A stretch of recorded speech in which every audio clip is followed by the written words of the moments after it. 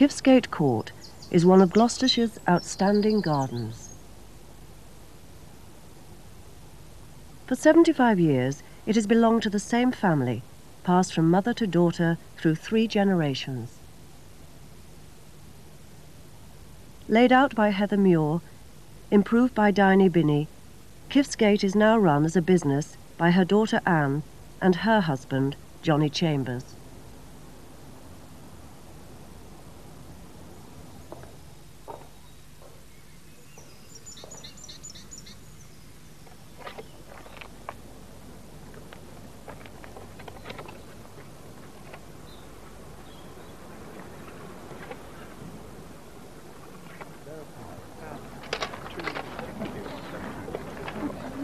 Yes, they're 5. And there's a mountainside front cover that helps you around. Okay, wonderful, thank you. Thank you. We've got it either freestanding or against a wall, whichever. It gets to about 5 foot. But it's very pretty with the pole, having that all winter, which is nice. This is the bride, isn't it? Yes. Yes, that's right. Cut it hard, about September. Chop it down. Well, not chop the main thing down, but chop the ones that are hanging too heavily down. You'll have to have a wall for it. It grows too fast and too big without a wall. Right, thank you. I always say, really, we ought to say 10 pence for advice. We make a little bundle out of it. Well, as long as we sort the bill out. Yes, we will. I've lost my pad. My husband is going to run off and We'll just have one more look. Before. And I think we better have one more look round. All right, well, I'll get my pad meanwhile. It is home, and trying to strike the balance between it being home and also somewhere that is open for people to come around. Access is slightly tricky. As to if we could open 7 days a week, but it would then Ruin our life. Ruin our life. Yes, yes. Well, we are doing a bit more. I mean, we're sort of increasing it gradually, aren't we?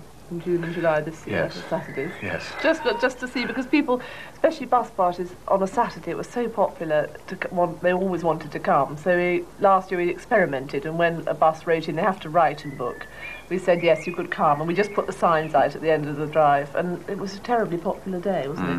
So we just thought, well, really, in for a penny, in for a pound, might as well advertise it and do it properly on a Saturday. But that means our weekends in the summer are very busy.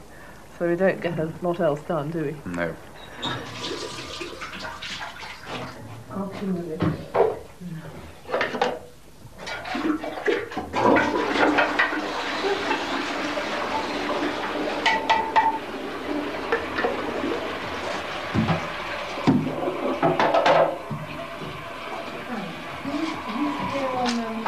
helps out at your open days? Well, really just Mummy, Johnny and I, but also Doreen does all the teas, so she does that separately, makes all the cakes and scones and things for the openings. But for preparing, I mean, I do the loos usually. Johnny mostly does the labels, and Mum sort of ties the plants and helps water everything, and we all have sort of little jobs. but they sort of cover, yes, we change, but I always do the loos. No one else volunteers. Car's rolling in, you're pleased to hear.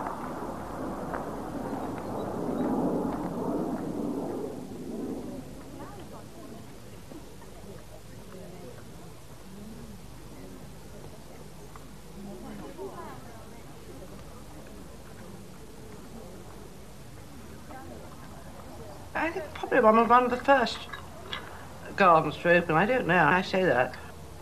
I mean, it started opening before my divorce, which was 1976. Might have been about 1972, 73, that sort of time. And I remember my husband saying to me, we might be very glad there's money one day. And I just thought it was almost a joke. I mean...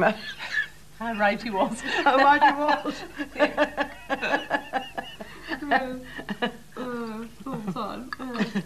But we're still open for the National Garden Scheme now. I mean, it's a very good organisation. I mean, tomorrow we're going to be opening for them, which is hopefully... Oh, are we? Yes, it's tomorrow, yes. Yeah, Which yeah. hopefully is going to be a good day. I mean, always the end of June we do it, yes. And so... I was given a frightfully smart Yes, trowel Yes, and fork, stainless steel, because about 4 gardens in Gloucestershire had been open I can't remember. 25 years? 30 years, 25 years or 30 years. Mm. But they gave us a terrific lunch and presented us with these very smart sort of trowels and forks, which were extremely expensive, I tell you. I was very glad to have it.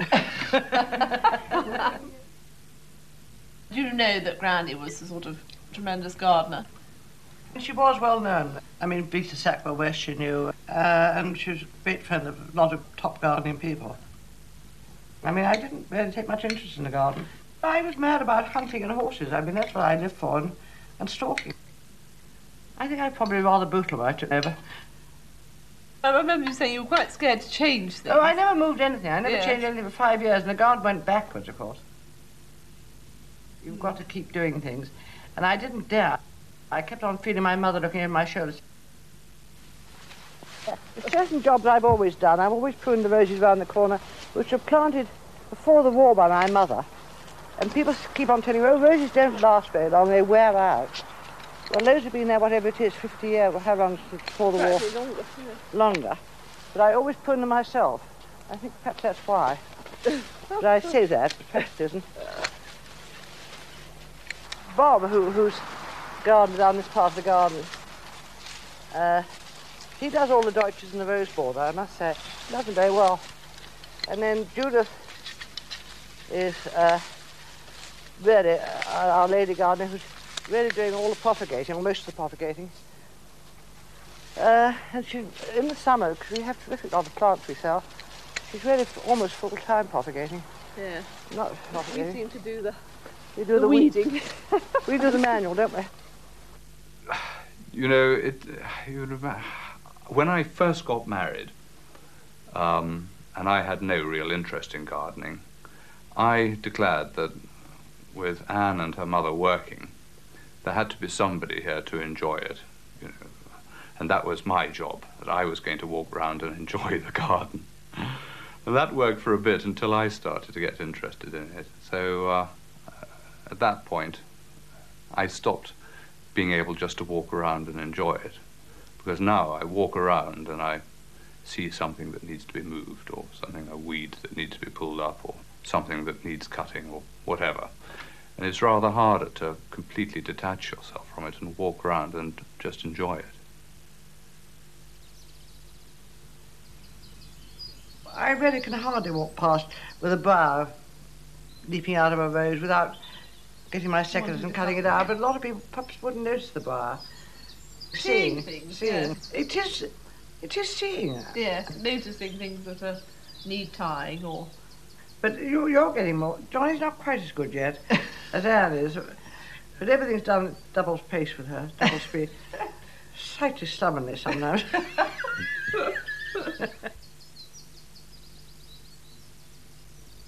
Luckily, the garden wasn't pushed upon me, so as a result, I then sort of grew into it and wanted to come back to live here eventually, and it all worked perfectly. And we did the house, and Mum moved to the lodge, and so it all was good timing. It was just luck, probably, that it all worked in. And now we love it. I mean, it's something that I think I wouldn't have done when I was 20, but I would have done when I was 30 or 35, you know, sort of grew into it.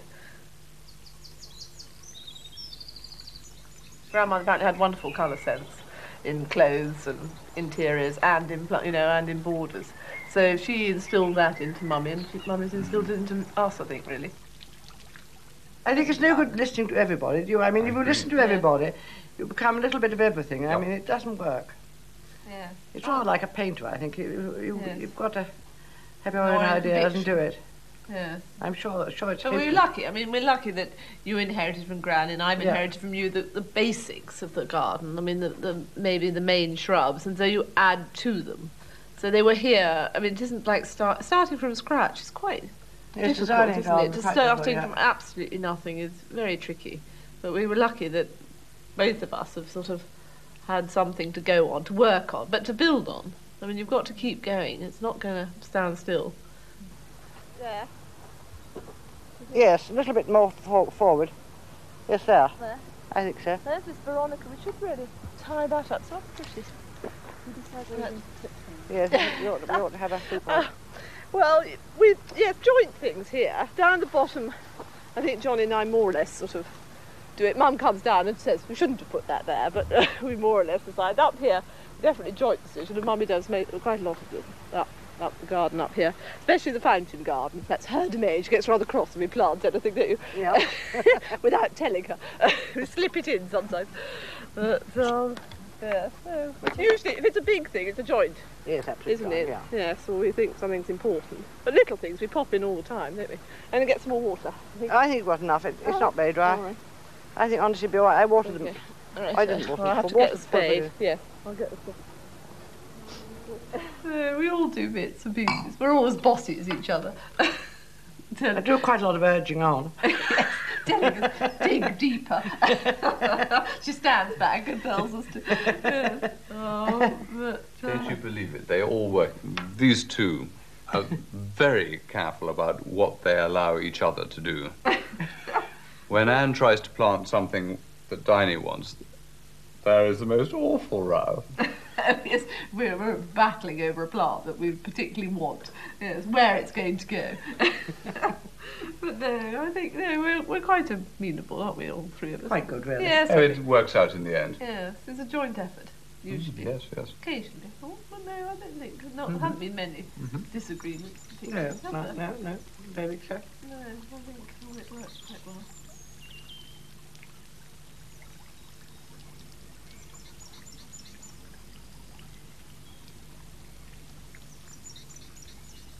There's nothing more awful than garden books. I never read them. I never agree with them.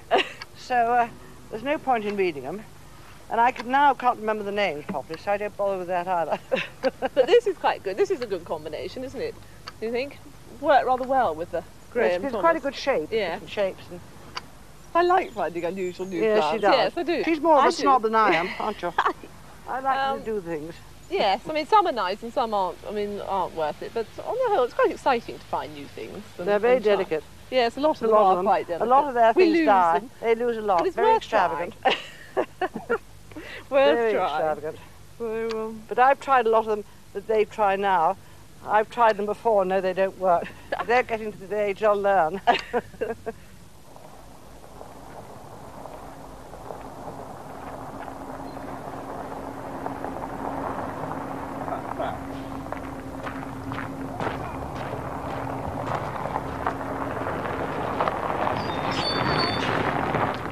no, they often ask if the house is lived in and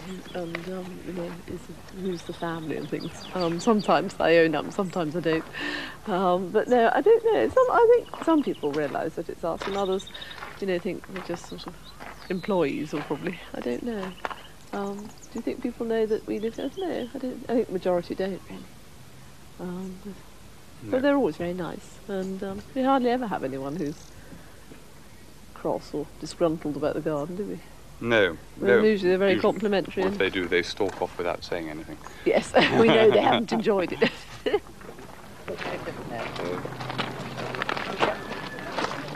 I get a ticket here? One, yes? Please. 20. You haven't got 20 by any chance? Well, I might. Well, we're not very business-minded. My mother-in-law still loves to actually Add keep your the money books. But apart from that, it works very well. We sort of act in a very loose committee, all three of us.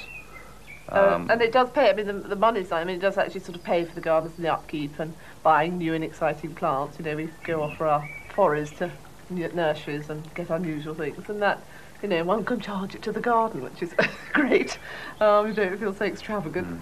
Yes. But I think, it's definitely part. We wouldn't be able to really live here, I don't think, if we didn't do it, because I mean now wages are so expensive, and actually we enjoy it, but I mean it is a job, so it's hopefully it's the best of both worlds, Yes, yes. and it works well.